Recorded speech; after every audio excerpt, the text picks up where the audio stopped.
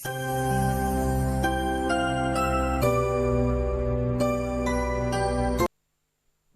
kallon salon mu, salamu alaikum wa rahmatullahi wa barakatuhu, da fatan cewa kowa da kowa na cikin koshin lafiya, kuma muna fatan cewa kuna ga makon talabijin naku domin sauraron irin abubuwan da zamu kawo muku a wannan shiri mai tarin albarka na wannan kungiya ta CJN, waɗanda wannan kungiya tana kokari ne wajen haɗa kan Hausa Fulani a wannan ƙasa ta jamhuriyar Kamaru har ma da sauran ɗaiɗaikun ƙasashe waɗanda suke jin Hausa ko kuma Fulatanci, har ma da waɗansu yaruka daban-daban. Ni Muhammad Awal Garba ne zan gabatar da wannan shiri, wanda yake ina tare da manyan baki waɗanda suke warawa al'umma kai, musamman a ina wannan kungiya ta nufa, a ina kuma take nema ta cimma burinta. Wannan karin dai za mu yi kokari da mu tattauna kan gudunmawar da mata suke kawowa, musamman a cikin wannan tafiya da muke yi na Hausa Fulani, musamman ma matan karkara. In muka duba da cewar za ka ga cewar matan karkara a nan ne an bar su a baya, ba karatu, babu sana'o'i, babu kuma wayewa. Shin ya kamata a ce mun yi wannan zubar gadan? A'a, ko kuma akwai shawarwari da ku kanku masu kallon salo za ku iya bamu ne. Ya kamata a ce mace ta yi karatu na zamani da kuma na addini? A'a, ko dai a cikin shekaru 10 ko 11 ko 12 za a yi aurar da su ne. Idan suka jige da mazajen nasu, me za su iya faɗawa mazajen, ko kuma sun aihu me za su iya tafiyar da 'ya'yan da shi? Yawanci akan sami mata wanda aka yi musu aure da wuri da cutar nan ta yoyon fitsari, wanda majalisar ɗinkin duniya ta yi hani a kai. Za ga kuma cewa mata yawanci ana musu kaciya. Mace za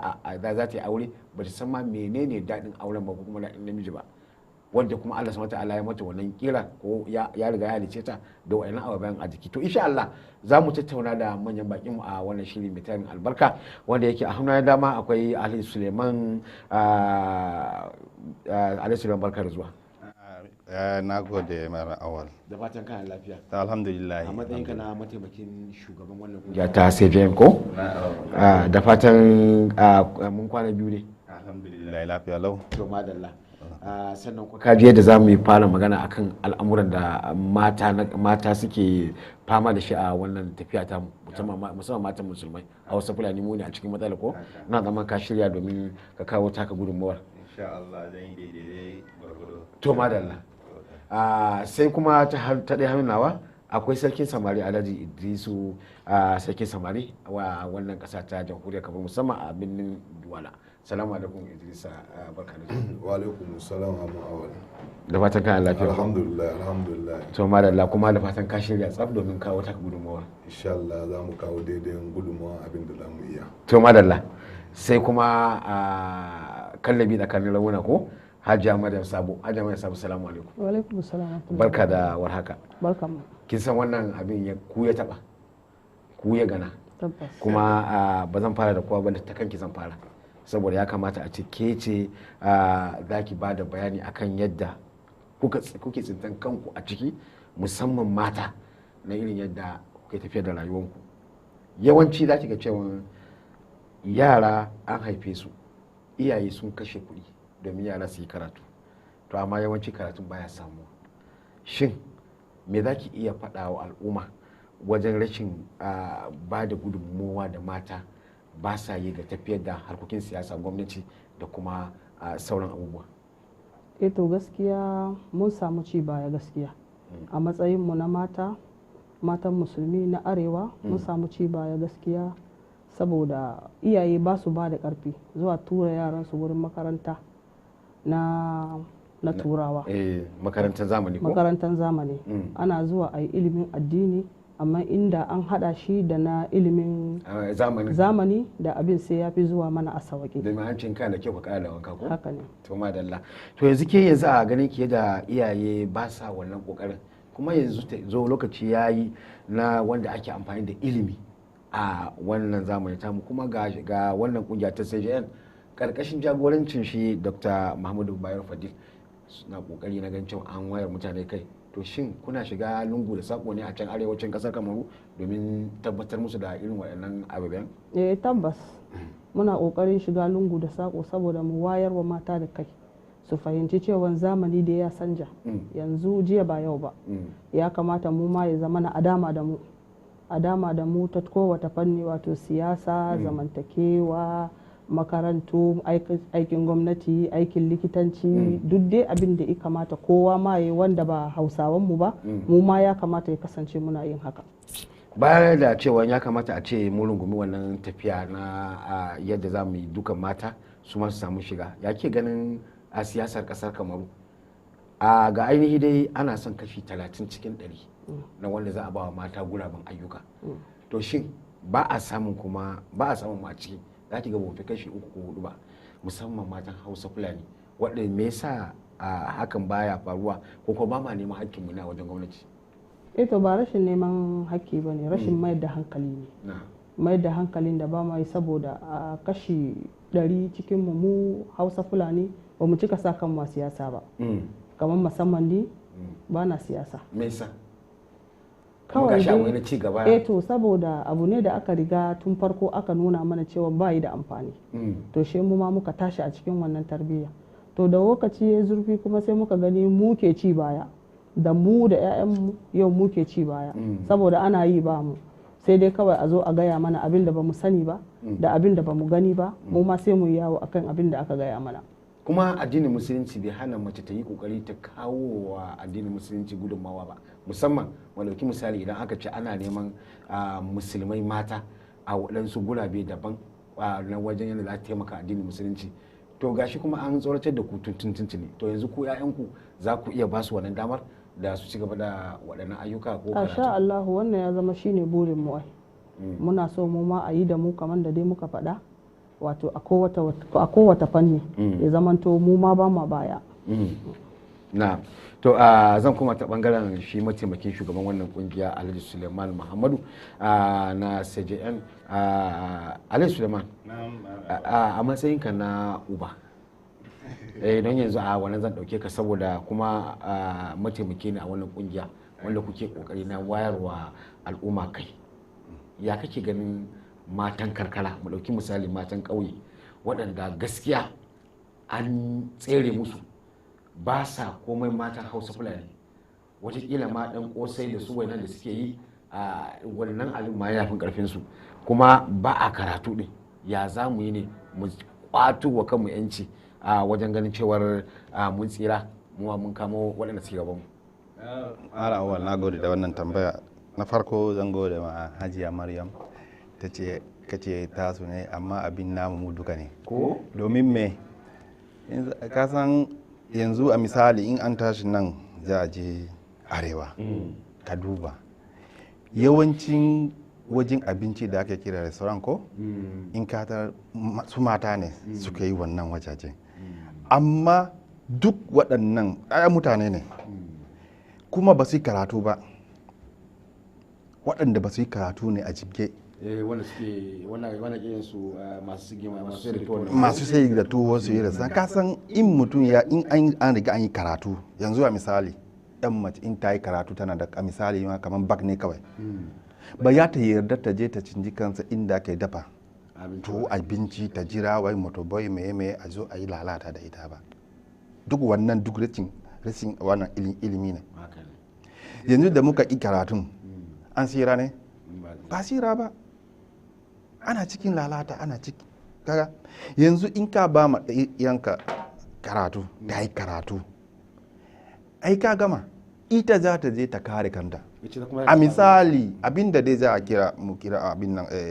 iyaye a ba su ilimi duka biyu domin me in an yi kasan yawancin in yan mace ta yi karatu wasu suna jin tsoro domin me wai tana da digiri tana da meme ta fi shi wayo amma da farko in tana da ilimin addini ta san dai aure addini ne ko meme ko wani abin nan digiri take da ita ba za ta je tare na mijinta ba in an riga ta samu tarbiyyar na gida kuma ta zo ta yi na addini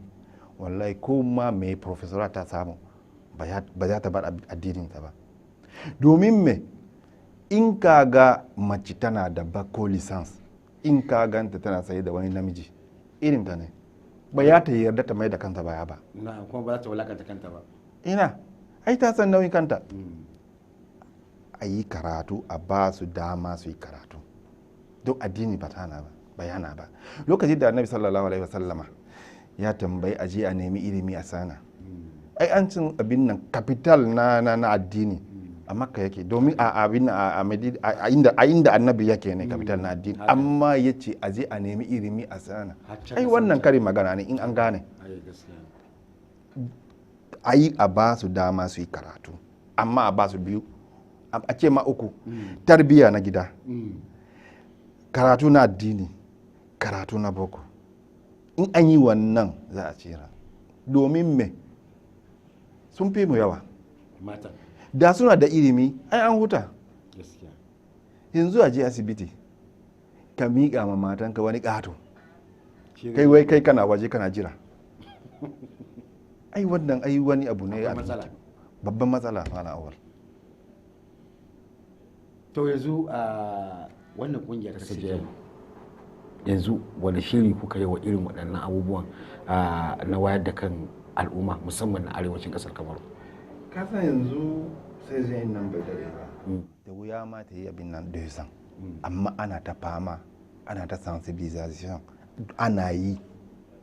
kowa ya gane menene matsala in kowa ya riga ya gane yanzu magana da nake yi nan in an gane inda matsalan take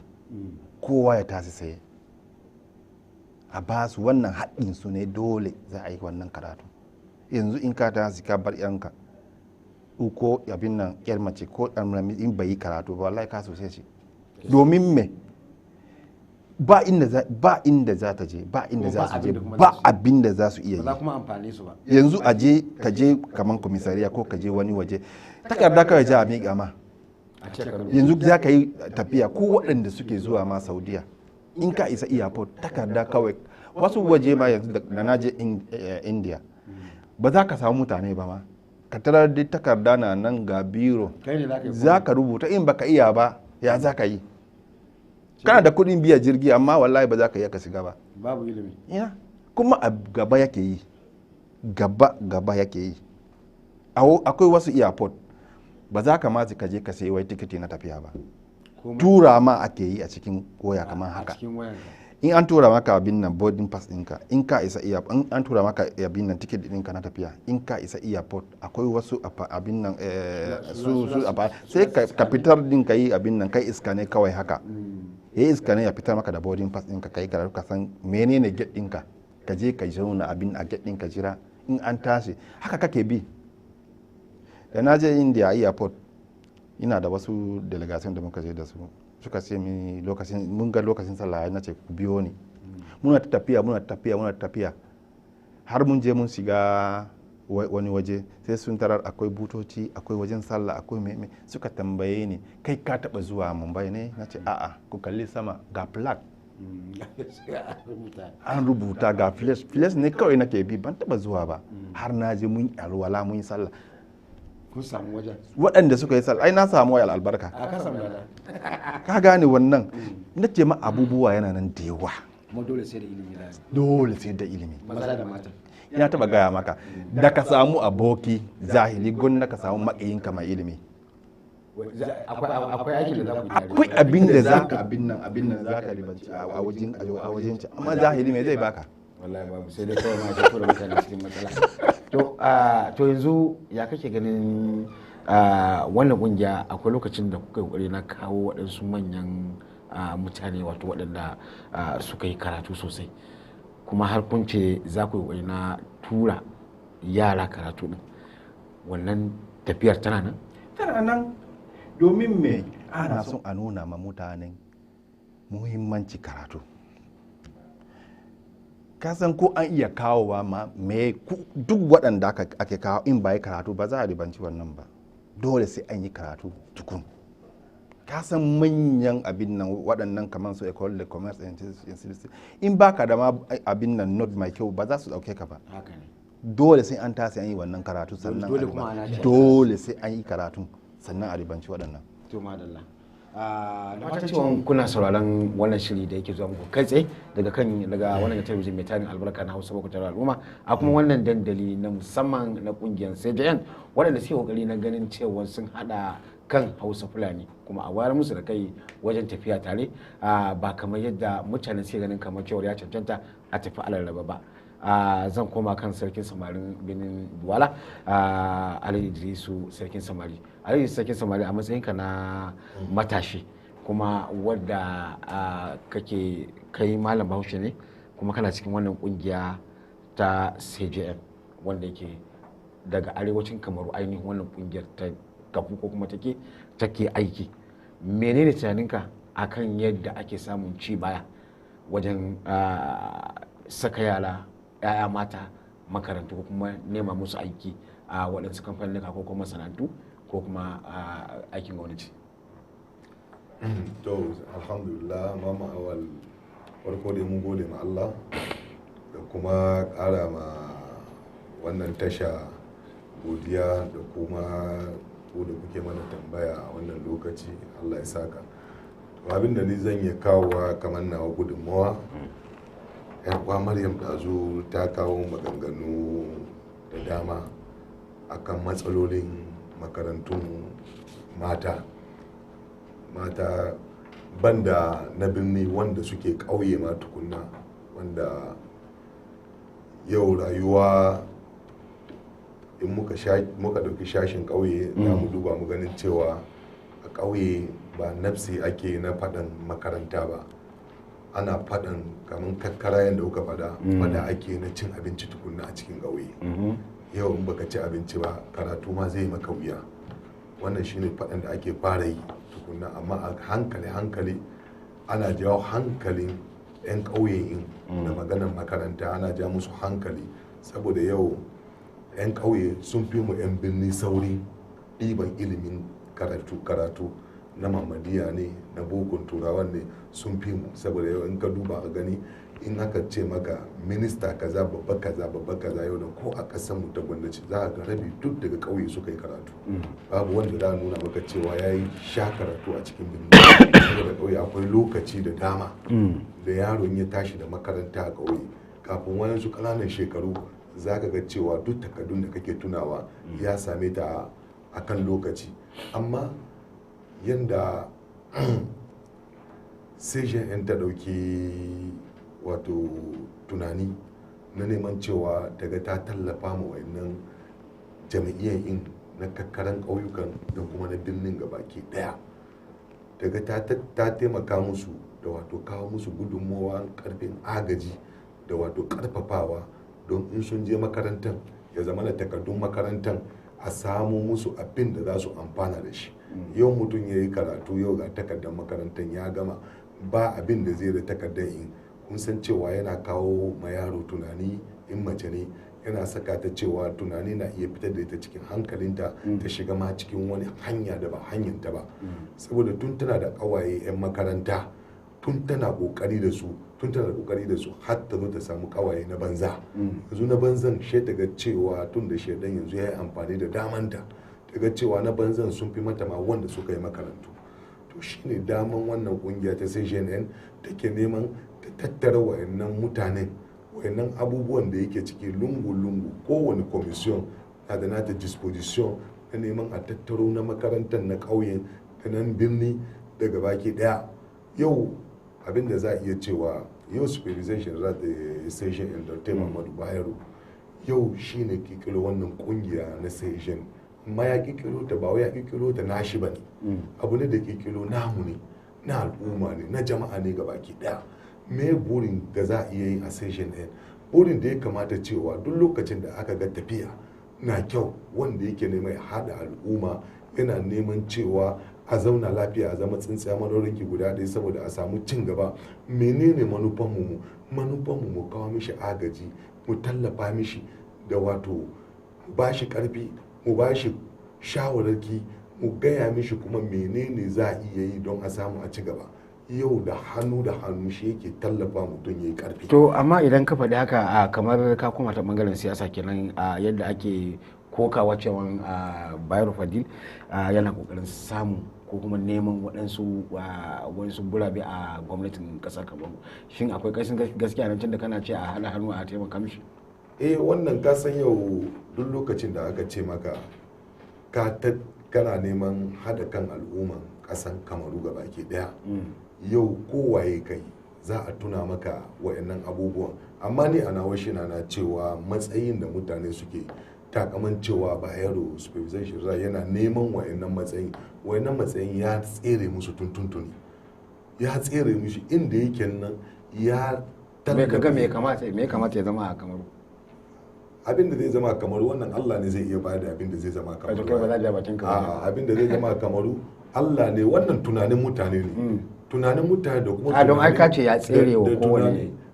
Don kun yi mun tambaya akan me yake so ya zama a Kamaru. Me kake hangowa? Me nake hangowa yake so ya zama a Kamaru? Yau dan uwana ne musulmi. Yau ni dan uwana ne musulmi. Yau na in dai muna amsa wallahi salati. Yau an ce mana so ya zama shugaban kasa, ina nan fata. Saboda dan uwana ne, dole ka so dan uwanka musulmi da wani kabila. Kuma yau mutum da yake tallafawa yake kokari ya ga ya jawo hankalin al'umma ba tare da mu mishi daka ba, mu mishi wa'ansu ayyuka. Yau ya za a yi a ce yana son gudunmawan abin da muka san mu ba za mu iya zama ba, ya ba za mu tallafa mishi ya zama wannan abin ba. Yau ni na son zama abin da zai zama ne, amma wai ba so ku zama abin da zai zama, saboda nauyin ku bai kai ku nemi wannan abubuwan ba. Amma yau in ya fito takara ya ce na so shugaban kasa, ni da jama'a na da nake da su a karkashi na, ni mai ce musu ku dauki wannan jami'a. Wato za ka yi shiga kenan kowane ƙauyuka da ka kira mata da maza domin su zo don saboda su tallafa mishi. Fin ƙauye ma in dai bai tsallake Kamaru ba, saboda Kamaru ne duk abin da yake nema a matsayin cewa yau na hangantan wannan kungiya da na yi a jiya na gaya muku a tashan Hausa 7 rashin fahimta da shina. Aka ce in zaka kana neman ka san abu ko ka san mutum, kada ka nema ta ƙasa nemi ka san ta inda zaka san gaskiya, saboda ba kowa bane mutum da zai furta harcen gaskiya a bakin shi. Na ce muku a jiya ina bayan wannan kungiyar da na fito ne a dawa a kanta. Na taba gaya muku, na ce muku ina bayan ta saboda ban fahimci manufai ba. Na dauka a matsayin mu na wato matashi da wato abubuwan ya tashi maka kai ka fito ka faɗi abin da ranka ya ga dama. Amma da na amfani da ilimi na da dama na da nan nitsu na saka kunne na nutsu menene wannan manufan wannan kungiya. Shi na duba na gani cewa ni a duniya babu wani kungiyar da na ga cewa ya kamata in tafa mata baya kamar wannan kungiya. Saboda kowa yana da nashi hujjan abin da zai iya kawowa. Wannan kungiya ta nuna mana cewa mu hakkin matasa muke karewa. Yau matasa muna shugabantar su ba kuɗi za mu ba su ba, ko miliyan aka ba mu ba su, ko a ce mun ɗauka uwanmu mun yanka musu sun ci gobe za su zage mu. Menene abin da za mu iya musu? Mu nemi ta inda za mu ya samu musu abin da za su yi amfana da shi, da za su amfani gobe, su amfani kansu, su amfani mu ma in mun haihu su amfana. Wato shine sana'a. Wannan kungiya ta nuna mana dama cewa za ta yi ba matasa sana'a, za ta yi kai matasa makaranta, za ta yi kai matasa duk wani mai wani projet, duk wani mai wani abubuwa da yake neman ya tashi. Yanda muke kallon su kabiloli suke tayar da antifreeze, daga mutum ya fara da kwalba guda 3 kaga ya fitar da kwalaben da za a iya fitar da mutane 1000. Wannan kungiya ta nuna mana cewa za ta iya wannan, kuma ba nunawa ta yi ba irin yadda ake mana a cikin siyasa a kowane lokaci a ce za a yi ba yi ba. Wannan kungiya ta fara gwada mana, ta nuna mana kashi 3. Ko yau nan ba ta yi ba, wallahi dubunai suna gaban tele za su gani. Kusan 200 sun amfani da wannan kungiya a dalilina. A tafiyan da nake na yanzu haka kungiyar nan ta dauki mana yara 30 aiki. Tun da nake matsayina na sarauta ni ban taba ganin wanda ya kira ni daga cikin wani shashi ko wani jiha ko wani kwangila ko wani wajen siyasa ya ce mun kawo yara guda 20 ba don karfe su aiki. Yau ni wannan kungiya ta share mun hawaye. Wato duk zagin da ake wa Dr. Bayero Felix yanzu kai kana ganin cewa wannan zagin da ake dama ihun ka banza ne ko? Zagin da ake wannan kasan shi dama yau ba wanne muka fara ganin zagi a kan shi, kuma yau na in babu shi za mu yi matukan ladama. Yau ba wanda ya ka cikin gwamnatin kasa, ba wanda ya kai shugaban kasan Paul Biya wanda ake zagi dare da rana. Da tsohuwa ma za ta bugu ta sha giya ga ta tsaya tana Paul Biya ya ci uwa shi a banza kawai shi shugaban kasa. To ya tun da shi jagoran da kaga wanda ake zagi shine jagora exemplar shine jagora da yake da amfani da yake da kyau. Kuma ni abin da zan ja hankalin mutane yau sai JN ita kofanta a buɗe take, ba kofa bane da wai mutum yana jira a kawo shi ciki, kofa a buɗe take ko ta ina. Yau zaka samu mutane suke cikin session ɗin sun kusan 100 da yau muke nan da su a ko ta ina a angwanni. Akwai wanda suke a boye, akwai wanda suke a bayyane. Yau nan duk wanda ka kustanta cewa kana so ka shiga session wallahi da hannu biyu take daukan ka. Akwai kattin su da ake yi, kattan nan ka daure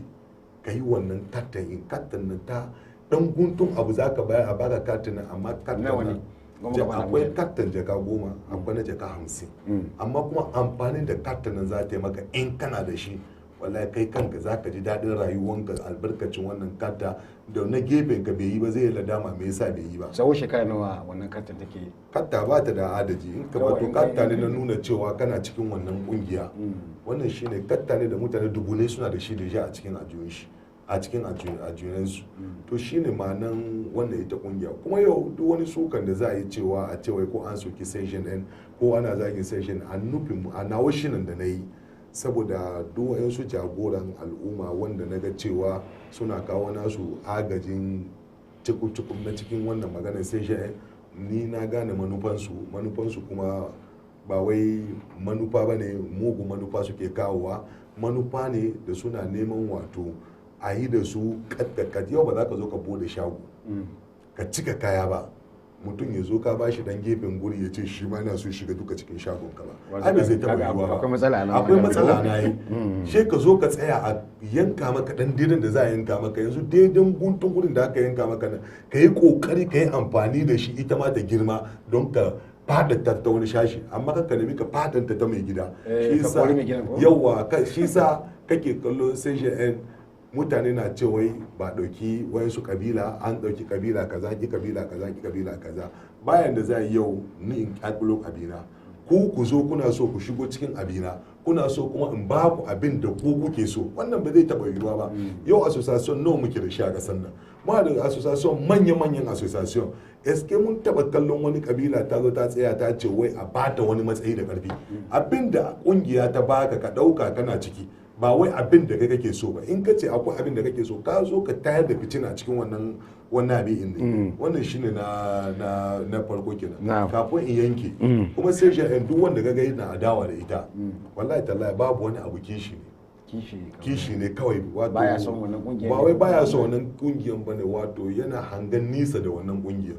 saboda wannan kungiyar tana iya ta zama abin da wato wanda suke tunawa, don tunanin kowa ya tuna komai. Kowa na tuna abin da ran shi ke dama. In haka suke tunani ma dole Allah ya zaba mana mafi alheri a ranka. Yau nan akan wannan kungiya, yau in kuka duba kuka kallo, yau Mama Awal kai ka san ne ai, ka san ni sosai. Ya san yadda muke kuru-kuru da matasa, yadda muke kokari a buge mu ta nan, a soke mu ta nan, mu ma ba mu tsira ba. To ya za a yi cewa mu'in da mu ma muke dan kokari, ba za mu ke ɗiban yara mu kai su kwamfanya mu yi kokari mu buga mu ma ba bar mu ba. In an zo za a yi da mu, don ba za a yi da mu haka da baki ba. In za a buga da mu, buɗan bakin da za a yi shi a ce ba mu da kunya, muna zagin manya, muna zagin community, saboda yaƙi da za ka yi da mutum ɗaya zuwa biyu, ko kai ya ci burin ma yaƙin shi, dole ne ya cika al'umma a ciki. To wannan shine yakin da ake masashen din, in ana neman don a karya ta sha ce tana ba ta son Hausawa, shine fa manufan. To madalla za mu dawo ta kai a sarkin Hausawa, a sarkin matasan Hausawa ko na birnin Duwala, madalla Alhaji su sarkin Hausawa ka sarkin samari, kar mai mataba ya ji ga kamar mataba kai gunko yawa. Zan koma ta kan ita Hajiya Maryam Sabo. Hajiya Maryam Sabo, akwai abubuwan da ya kamata a ce mun taba, musamman wajen auren wuri da auren dole da kuma kaciyar mata da ake yi wa al'umma. Wannan kungiya ta Sejen ya ke gani ta ɗauki auren wuri shekara 10 ko 12 yayi a aure da yarinya? To farko dai auren wuri ma babu shi a musulunci. Na'am. Auren wuri na dawo kan magana na auren dole babu ita a musulunci. Yawwa, wato ba auren wuri ba. Ba auren wuri ba. Na'am. Auren dole babu shi a musulunci saboda ana so mutum ya je ya yi abin da ran shi yake so. A farko dai aure ibada ne. To yayin da aka matsa wa mutum kuma ta ya zai samu kwanciyar hankali da har zai bauta ma ubangijinsa, saboda aure a takaice gaba daya ibada ne. To inda mutum baya so ta ya zai bin mijin da baya so, bari har Allah ya rubuta masa lada. To Hajiya Maryam, a matsayin ki na uwa, yanzu sai kika dauki yarki kika ba mutum bata san shi ba, kina ga ba za ta iya bin maganar ki, wato ce miki da'a ta yadda da wannan mutumin ba? To za ta iya da'a, amma ba lalle bane shi ta yi masa biyayya. Kan biyayya yan biyo ba sai an sha gwagwarmaya. Za a yi gwagwarmaya, za a yi fama, kullum za a zo shari'a,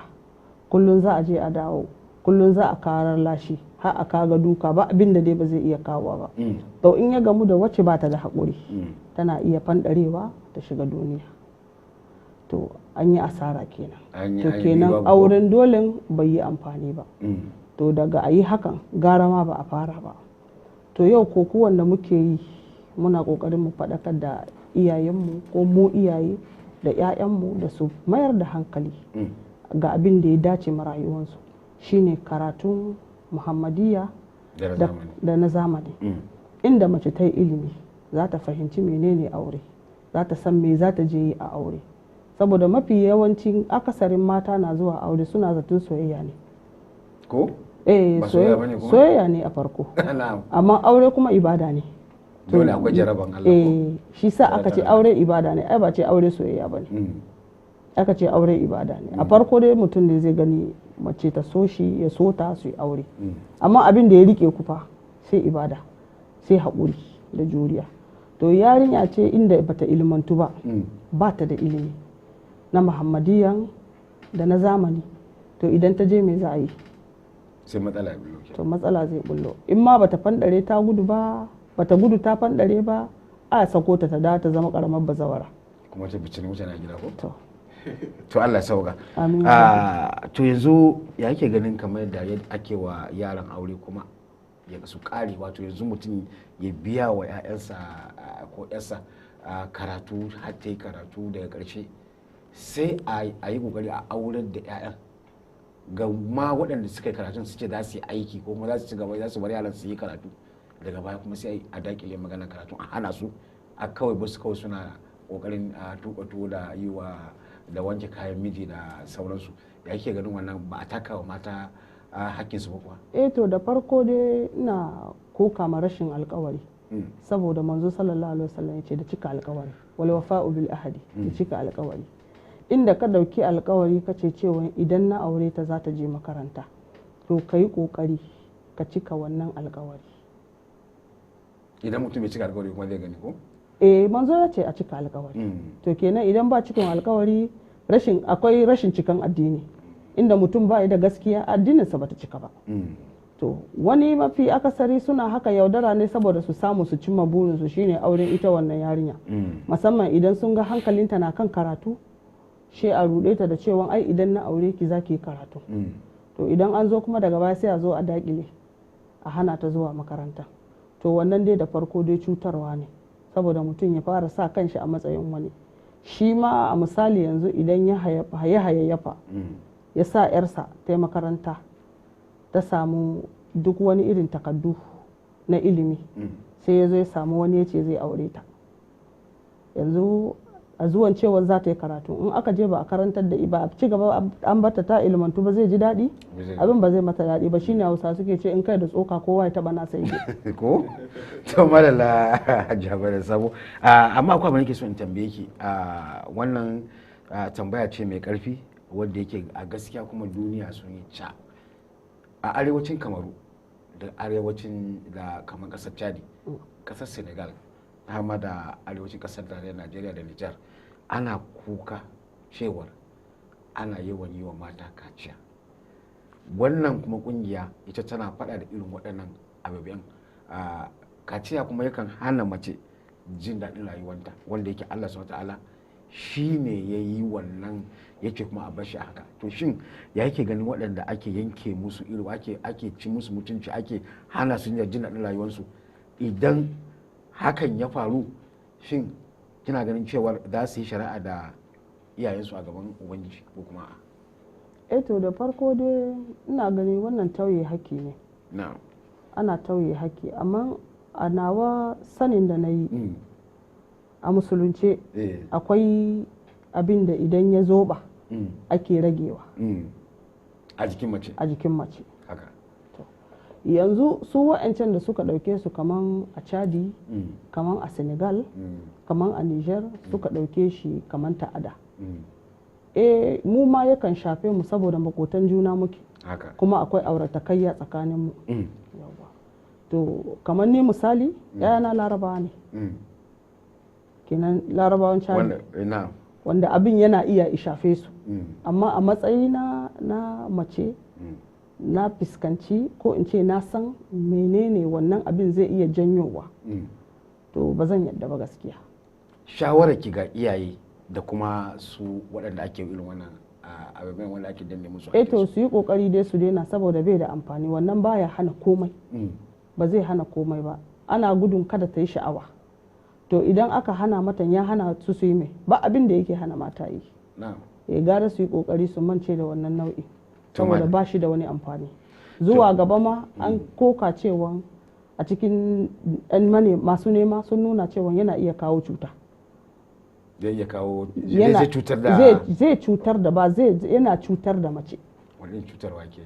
Yana cutarwa, kamar misali shi yoyon fitsarin nan ana samun shi a cikin yanayin haihuwa ne, kuma wannan din ma yana iya zama musabbabi wannan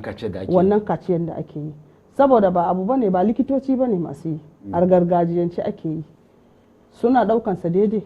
shin suna yin shi daidai? Don wata tana tsintan kanta da wannan yoyon fitsarin ba sakamakon haihuwa bane, sai ka samu 'yan mata 16 tana fitsarin gado bayan an yi mata wannan kaciya. To wannan ma yana ɗaya daga cikin abin da yake haddaso wannan cutar ta yoyon fitsari. To yanzu Hajiya, ya ke ganin Majalisar Ɗinkin Duniya yadda ta yi ca akan wannan, kina ganin cewa abin za a iya daina kuwa a gargajiyance? To idan ana bi ana faɗakarwa a hankali, saboda iyaye matan da suke bari ake yi su ma a baya ba su faɗakantu ba ne. To idan aka faɗakar, ni na sani na hana, yata zuwa gaba za ta hana, nan zuwa shekaru 20 masu zuwa. To ina zaton dai abin zai zama tarihi. To madalla masu kallo sauraron mu da fatan cewa kuna jin daɗin wannan shirye da shi zuwa muku daga gidan talabijin na Hausa Bakwai Tauraro Al'umma, musamman a wannan shiri na CJN, ƙungiyar da take wayar da kan Hausa Fulani musamman kan waɗansu abubuwa waɗanda suke ci mana towa ƙwarya. An muka kula dai akwai matsaloli da dama wanda muka runguma, amma fa ba addini ba ne, sai muka mai da su tamkar kamar addini. Waɗannan abubuwa kuma suna cutar da jama'a, musamman 'ya'yanmu mata, wajen da suke fama da yawan rashin ilimi, ciwon yoyon fitsari na aurar da 'ya'ya ba su kai shekaru da za su balaga ba. Yari a shekaru 12 ta yi aure, shin me ma za ta iya faɗa wa mijin? Shi namijin da zai aure ta yaya yake? Za ga cewa wani ya riga ma ya gama yawo, amma yaga an ɗauki yarinya kanuwa an ba shi me zai koya mata, kuma zai koyar da shi, ko dai kuma ana nema ta zama kalamar bazawara ce kamar yadda ta faɗa a can baya. Zan koma ta bangaren shi mataimakin shugaban wannan kungiya Alhaji Suleiman Mamudu, wadda suke kokari. Alhaji Suleiman Mamudu, yanzu ya kake, wani irin aiki kuke yi? Don muna ga yawancin ayyukanku a birane, ƙauyuka yadda ake da duhun kai, wadda ya kamata a ce wannan kungiya ta shiga ta je tana wani aikin arewacin Kamaru. Shin kuna yin wannan ayyuka ko kuma? Alhamdulillah malawa ana yi wannan, domin na farko dai muka ce CJN kungiya ne wanda yake son ya haɗa kan duk al'umma, kuma kungiya ne na 'ya'yan arewa waɗanda suke zama a Duwala. In aka ce ma maganan ɗan arewa, duk ɗan arewa tashi ne ya zo, don ba za a yi a manta baya ba. Dole inda za a tashi abin nan a fadi a tashi, za ka yi tunanin baya. kai ma kana zuwa wajen kana lura matsalolin da muke da a arewa dole za a tuna wannan domin me mun ɗauki dai farkon faɗanmu na karantar da 'ya'yan mata da 'ya'yan namijin nan domin mun san menene matsalan da muke fuskanta domin na da an yi ba za a ce an yi laifi ba domin mai a dacin abin nan makaranta kamar na boko su kiristawa ne suka kawo waɗannan makaranta a lokacin iyaye suna da gaskiyansu domin mai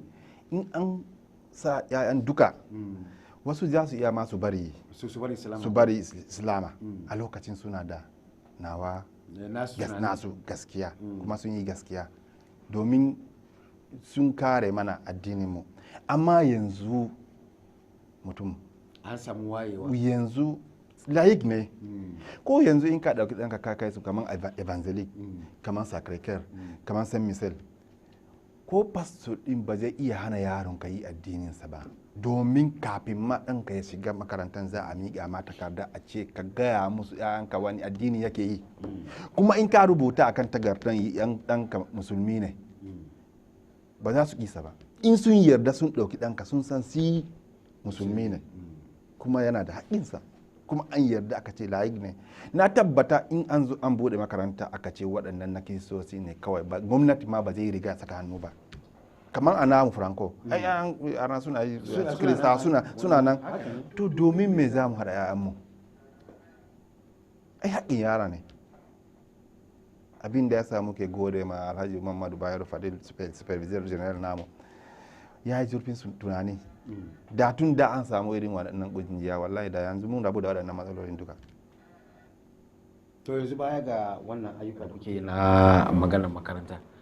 kasan arewacin kamaru akwai matsaloli na makarantun kansu wanda yanzu haka za ga cewa makaranta ana karatu a ƙasa me kuke tunani ga irin waɗannan a arewacin kamaru kaga yanzu ko bana kasan abin nan ko shekaran jiyan nan an kai tableban kamar 200 an gamdare wannan ma wani kasan duk ayyuka an gamdare an kai wannan kasan duk ayyukoki ne da mutanen da suke nan suke arewa suna tunani kuma an kai an ba mutane kyauta ana lura yanzu kamar ni in ka ce suna karatu a ƙasa in ba ɗana ba ɗan uwana ne ko kuma dole masa yana taɓa mu dole za a yi tunani wannan dole waɗannan za a yi tunani dole wannan ya zama dole farilla ne ba za ku faɗa wa gwamnati ba ko dai ku ne za ku yi da kuɗaɗe to gwamnati yana yi nasa kaga kafin ka ce ma wani gidanka na yoyo ga zo ya gyara ma ya tarar kai ma ka samu zane ka hau kana aiki in ya zo ku hada ku yi amma kai kana nan kai kake kwana cikin gidan kuma ka ce gidan na yoyo kuma kai kana kwana cikin gida ai ƙarya kake yi kafin in ka yi wannan dai gwamnati dolensa don haƙƙinka ne akan gwamnati to yanzu a kasance kun kai gaundare a waɗannan abinci guda 200 don domin na ce ma ana da ƙoƙari mutanen da suke nan kuna ɗan hada kuɗaɗe ne ku ya ku? ana hada in ka ga an yi abu ana hadawa kwanaki na samu labari kun sayi waɗansu filaye a wannan birni na duwala musamman a ta can hanyar bulabiyar ko? a dibombari an samu kamar duje hektar an samu to ka san duk waɗannan ayyukan cgn za mu gode ma alhaji muhammadu bayero fadil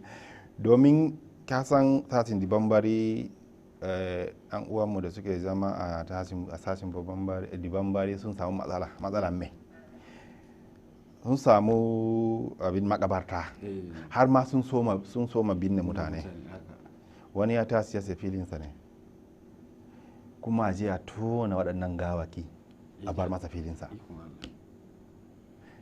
da wannan si sarkin sashin samajise siddiki abubakar siddiki ya tashi ya hada abin nan akwai abin samajise abdul nasir kace wannan sarkin fulani sun zo sun ga supervisor general Alhaji Muhammadu Bayero Fadil an gaya masa wannan magana dama yana nan a cikin program ɗinsa na abin nan mutane abin nan wada a cikin program na CJN ya tashi Allah ya sa da ya je Faransa ya sami mutumin da yake da fili ya sansa sun zauna sun yi magana su tattauna domin kansa yanzu filin ya zama namu yanzu an yanka ma abin nan hektar 2 na gabarta. To madalla ya kake ganin mata a arewacin Kamaru masu ƙananan sana'a menene tunanin ku akan su domin su ne suke kokari wajen kai 'ya'yansu makaranta mu sauki misali masu dan toya kosai ko makala da sauransu kuna da wani tunani na ganin cewa in ku ba ku ba su ba za ku iya kai kuka ga gwamnati domin ta taimaka musu wajen haɓaka harkokinsu na kasuwanci? To dama abin da ya sa muke jawo ma abin nan mutane mu kan abin nan karatu me yasa domin ka ce kai ilmansu ba za ka sa ta abin nan ta yi sukul ba makaranta ba amma ya ta tura ta waje ta je ta yi talla ta yi mai to yanzu inda take talla ka san abin da take yi akwai matsala wajen ko matsala dole za ta fuskanci matsala in ta dawo da kosai ko da abin da makala ba ta yi ciniki ba za ka yi mata holo in ta fita wani ya ce zan sayi duka ai ya ta yarda to bayan ya sayi duka to ita za ta nemi wannan mutum ya dinga saya kullum to inda dinga saya ai akwai da sansar to kaga ba a biya musu haƙƙinsu ba kafin haƙƙin abin nan haƙƙin ƴaƴa kafin ma ka yi auren ka auri uwan haƙƙin ta ne ta nema mata waye ne uwanta kamar yadda ita ma take da haƙƙi ta nemi waye uban da ina take ai ba ta zo matu haƙƙin ta ne a kan ka kai uba ka nema mata uwa ka nema ƴaƴanka uwa ko dole wannan a cikin addini yake kafin ka haife ta ai ka san za ka haife ta ka san kuma za ta yi boko ka san za ta yi mamadiya me yasa zai zama dole sai ta je ta yi talla sannan za ta yi wani abu ai baka biya mata haƙinta ba in kana jin yunwa ai za ka je ka nemi abinci kafin ta zo ka san za ta zo kuma tana da haƙƙi dole sai ka biya mata ko ka biya masa haƙƙi. To ya halakar wannan kungiya da manyan sarakunan gargajiya na arewacin ƙasar Kamaru sun san da zamar wannan kungiyar? To in dai za a yi maganan sarauta duk ɗan arewa ya san darajar sarauta. Ana magana ana yin sarauta nan amma mu ɗan arewa kai ma kana zuwa arewa ai in dai za a yi maganan sarauta ai ko wani ɗan arewa ya san sarauta. In dai ana dai maganan sarauta ne. Kuma sun san wannan kungiyar sun san aikinta. Sun sani domin me duk in an gan yan arewa suna nan ai akwai inda suka fito kafin su zo nan Duwala. Kamar ni dan banyo ne. Kafin na zo na san mai sarauta. To saboda haka wannan kungiya kun je kun mika musu da musu sawa wannan kungiya albarka ko? To ai Allah na tuba in kana ganin tele ai in dai ana maganan banyo ne kam an san dai ko yaushe addu'a kam ai ana yi a wannan kungiyar ko ana yi ma duk dan arewa addu'a ana yi ma duk in dai ana yi ma duk kamar addu'a kowace shekara sai an yi addu'a ai wannan ya zama farilla ne. To ranka da gashi yanzu muna kokarin shiga watan azumi kuma ka san a yawanci abubuwan da suke zuwa kudancin kasar Kamaru daga arewacin kasar Kamaru suke zuwa kayayyakin abinci da ake amfani da su yawanci kamar su masara su wake da albasa da sauransu. Shin kuna ganin cewar akwai wani tani da wannan kungiyar ta yi domin tallafa wa musulmai na 'yan arewa mazauna nan? To ka san wannan ni kafin nan ni na dawo daga tafiya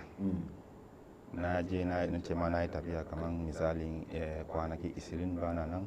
ban halarci taro ba na san dai ba za a rasa ba don kowace shekara ana yi to kasan mu a CGN an ba da information ba wai an zo gaban tele ana magana ba in dai information na CGN ne aka baka information yana da inganci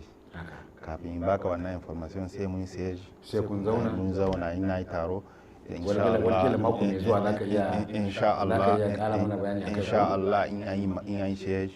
dan ya kawo muku wannan labari don ana yi to madalla Alhaji Suleiman Mahmud mataimakin shugaban kungiyar CJN ta kasar jamhuriyar Kamaru wannan fa kungiya ba wai kungiya bace kawai wadda ake nema ta zauna kawai a Kamaru a'a suna bude hannunsu cewar duk mai bukata ya shiga wannan kungiya ko a turai yake ko kuma a bangaren amurka ko ma dai a afirka da kuma bangaren asiya za su iya shigowa wannan kungiya ta can domin su a haɗa hannu a ci gaba da gudanar da aiki kafaɗa da kafaɗa kuma a taimakawa 'yan uwa musulmai musamman hausa fulani da ma waɗanda ba fulani ba ko kuma ba hausawan ba duk dai ana tare da su a cikin wannan kungiya zan karkata kuma ta bangaren sarkin samari Idris Alhaji Idris yanzu abin da ke son tambaye ka Alhaji Idris ya kake ganin kuke alaka da shugabanni mu dauki misali a mai martaba sarkin Hausawan Duwala wanda yake kan daga cikin fadarsa ya yake ganin wannan kungiya ta CJN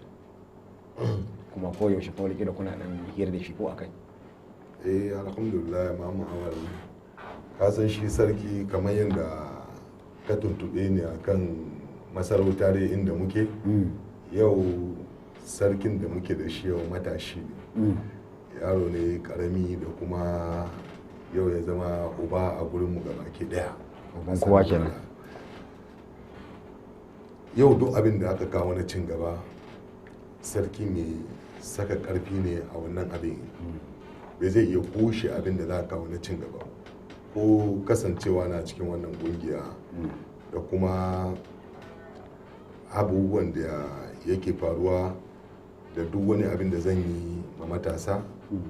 ina ga mai sanar mishi yana yawan addu'a Allah baya da sa'a Allah kuma ya ci gaba da haɗa kan musulmai gabaki ɗaya wannan abin da yake wangaya mun kenan kowane lokaci in na kawo mishi magana kamar dai muka yi magana akan kungiya wani lokacin ma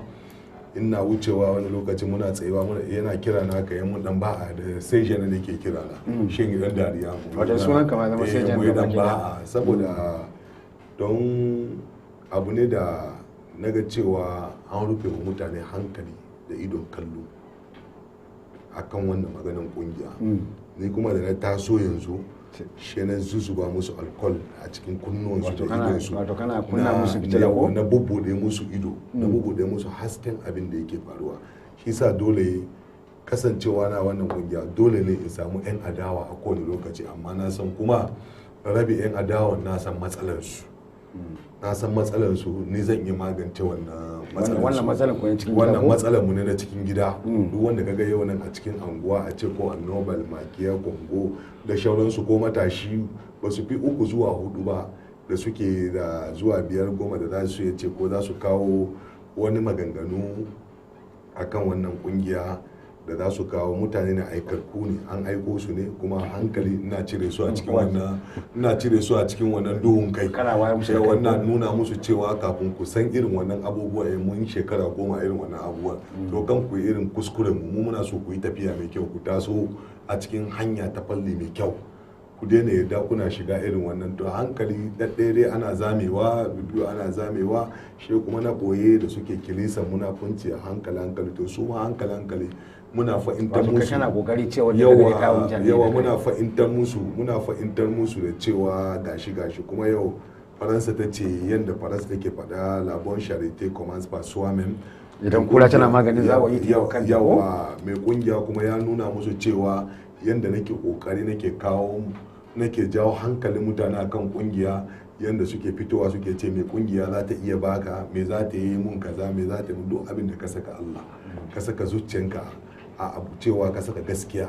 a ciki dole za ka samu biyan bukata kaga magana da kuka yi na fili da zu kaga wannan kungiya ta yanka mu sensan meta kare wannan nawa ne wannan aka baka aka bani wannan kungiya ta bani sensan meta kare saboda surutunsu na ce ma zan musu adalci su hausa in da wanda suke kawo adawa in na ce zan yanka musu da ya same ta kare su yi masallaci ko su yi dotta ko su yi gidan marayu wannan nawa gudunmowa ne 300 nan zan gina nawa ne wannan wato baka taba samun irin kunya da taimaka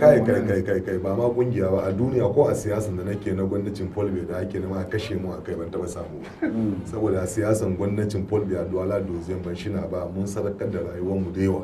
ba mu samu wannan irin abu ba saboda a duniya yau a ce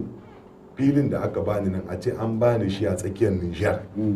faɗan shi kawai an bani shi a tsakiyar Nijar zai faranta mun zuciya saboda ban taɓa samun wannan abin ko ban taɓa di ba a cikin kunne na wani ya fito ya ce an ba shi fili sai san mai ta kare ba ashe yanzu kai da wannan kungiya mutu kala ba shi da kana ji ba wanda yana daga cikin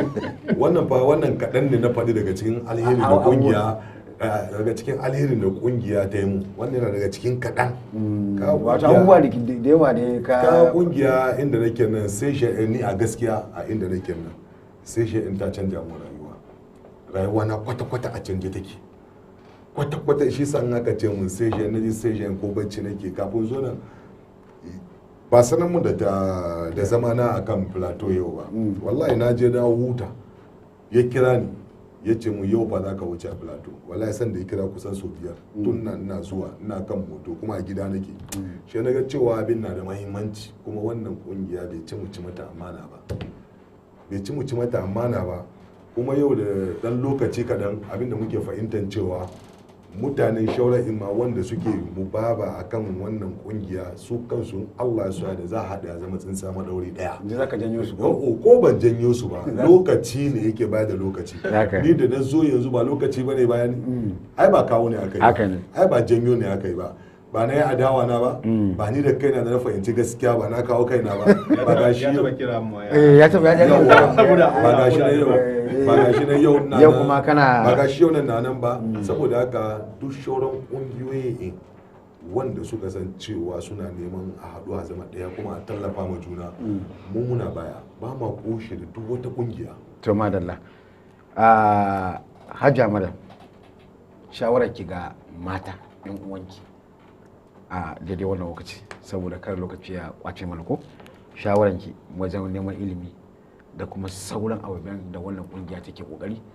me zaki faɗa musu a daidai wannan lokaci da muke kokarin fita cikin wannan shiri to ina kira ga yan uwa mata da su dawo da hankalinku su kusa idan nace su dawo da hankalinku su kusa shine mai su mai da hankali akan ilimin zamani ilimin addini yau sana'an gari tallan waina tatan kullu talla a bakin munkan watan azumi duk ba shi ya dace da mu ba saboda mun kamace mu yi abin da kowa ma ike yi mun cancanci da a kira mu a assembly mu fito a kira mu a ministanci mu fito a kira mu a likitanci mu fito a kira mu a shugabancin wasu kamfanoni mu fito a kira mu a duk wani irin fanni saboda mace ita ma tana da irin nata gudunmawa da za ta iya kawowa to ina kira ga yan uwana mata ba a ce a bar sana'an gargajiya ba a'a to amma muna iya mu sarrafa ta koma ta wata ta zama wata iri saboda kamar yau misali sana'an gari tun da gari abincin mu ne ba za mu bar ci ba kullu abincin mu ne ba za mu bar shan kunu ba za a iya a kawo ta wata irin nau'i in aka kirkiri kamfanin aikin gari mata za su je suna aikin gari a kamfani wanda mace za ta yi wanka da safe ta sa suturinta ta je masana'anta ƙarshen wata tana da albashi. To madalla Hajiya Maryam Sabo mun gode ko a gurguje me za ka faɗa a ƙarshen wannan shiri? Mara awal abin da zan faɗi cewa maganan karatu a rungumi karatu kuma na addini da ta boko duka domin me duk matsalar da muke gudu a kar aje a yi wannan in dai an cike da ilimi waɗannan duk mun huta don in mace ta yi karatu ita ma ta san darajanta ko aina take aiki za ta iya kare kanta to min me tana nan wayayye ta cin don ta san darajanta don ana ƙara ma mutum daraja ba za ka je ka jubar da darajar ka abin nan a banza haka ba in an samu wannan karatu biyu an yi na Muhammadiyya an yi na boko an huta. Sarki samari kana da kika wato sakan ɗaya ba goma wato a gurguje ne abin da zan faɗa cewa ubangijin Allah ya haɗa kanmu mu duka musulmin duniya gabaki ɗaya. Allah ya ƙara ma supervision da Dr. Bahiru lafiya, Allah ya ƙara mishi dogon kwana. Duk wani manufan shi na alheri da yake bukata ubangijin Allah ya bashi. Za mu dinga yi mishi addu'a saboda mu ba masu bashi komai bane, Allah ne mai bayar da komai, kuma Allah ya kare shi da duk wani fitina ta sharin ta wannan hanya da ya dauka na alheri. Allah ya haɗa zumuncin Hausa, Fulani, bare Kanuri da shauransu ga baki ɗaya su zama sun samu da wurin kiwo. Kamar Allah a godiya ta musamman ga mataimakin shugaban wannan kungiya Alhaji Suleiman Mamadu a kungiyar